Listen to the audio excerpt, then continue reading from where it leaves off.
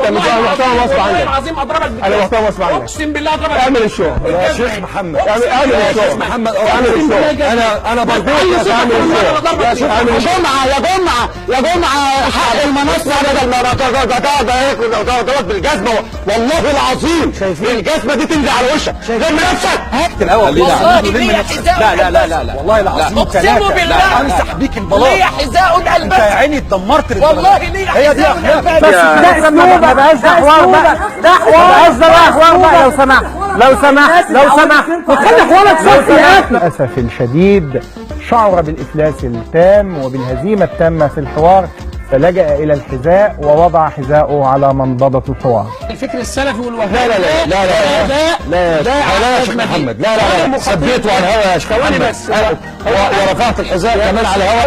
انت حاقد على مين؟ حاقد على كل واحد مسلم متدين.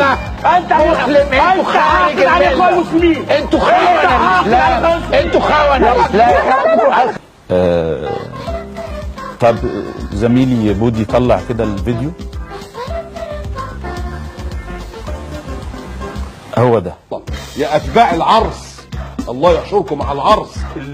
شكرا. اهل الذكر مش اسالوا اهل الزنا والدعاره.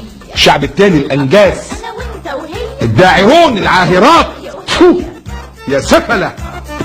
خلي بالك هنصور وانت ولا على بالك.